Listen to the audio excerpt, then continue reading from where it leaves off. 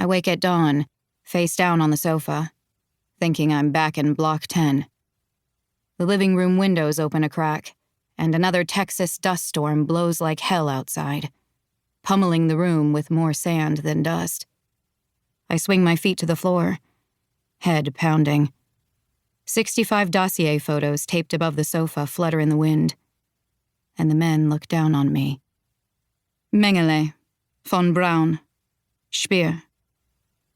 I stand, head for the window, and kick over a half-full beer can. Shit.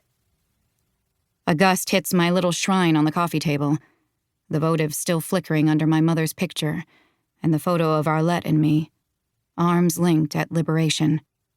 The wind catches my mother's photo and sails it into the air. I lunge to catch it before it falls, and then set it back in its spot.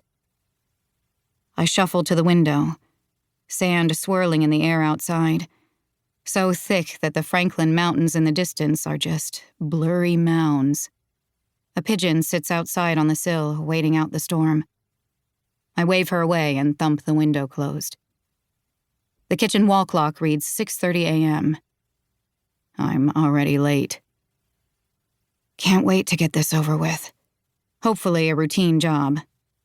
By my rules this time. I pull on my regulation pinkish skirt, green blouse, and drab field jacket, then slide my silver PPK into my shoulder holster. That simple act calms me. The brown grip the perfect size for my hand. It's the Nazi police gun I confiscated from the suitcase of an incoming scientist, who swore he didn't know how it got there. I stuff a pair of hospital gloves into one pocket, grab the welcome basket, and drive a government-issued Jeep past the massive rocket at the entrance that reads, "Welcome to Fort Bliss, your Army Anti-Aircraft and Guided Missile Center." I read the latest dossier as I drive. They all had quirks from their intake forms. One bathes obsessively. One masturbates too much. Krupp's quirk is that he's fastidious about his clothes and insisted he and his wife, Irma, buy all new luggage for the trip, specifying the exact models of the suitcases. Each new scientist was bound by their contract to declare the contents of each bag, but he'd written a missive on the packed items, down to his 10 pairs of undershorts and his wife's cosmetic collection. I find 210 Canyon Road, on the outskirts of a Fort Bliss residential neighborhood. A basic El Paso 2-bedroom ranch house trying its best to be nondescript. It's the kind of place where military families come to forget the war and forge blindly into the 1950s with the help of bourbon and barbecue. Only this is no average family. I press the doorbell and stand in the stinging wind, listening to the Westminster chimes, my palms wet on the cellophane of the basket. I survey the olive branch of a gift the intake group has assembled. A cheap woven bowl filled with someone's idea of foods representing American and German cultures. A can of Spam, some Stollen one of the secretaries baked, Oreo cookies, a bottle of Riesling wine, and a 6-pack of Pearl beer. I go to press the bell again, and he opens the door a crack. "Ja?" Just hearing that accent, my skin tries to crawl off my body. "Open up, Mr. Krupp.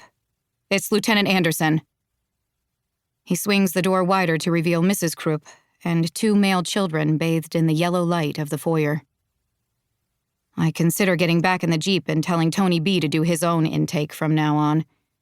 Not that he can ever tell if these criminals are hiding anything. He usually ends up knocking back beers with them after a cursory look in their bags. "I'm here to do your intake briefing, Mr. Krupp."